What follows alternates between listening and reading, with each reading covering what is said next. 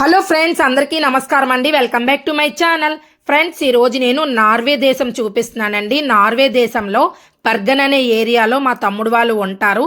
చూడండి మా మ్యాన్గోల్ మంచులో ఎలా ఆడుకుంటుందో. చూడడానికి అయితే ఇక్కడ చాలా బాగుంటుంది.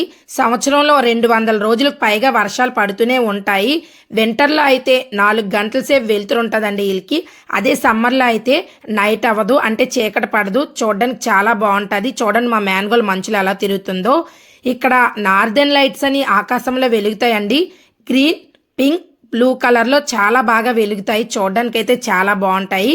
ఇక్కడ వింటర్లో లేక్స్ అన్నీ ఐస్ గడ్డలు కట్టేస్తాయండి, అంటే ఫ్రీజ్ అయిపోతాయి అన్నమాట.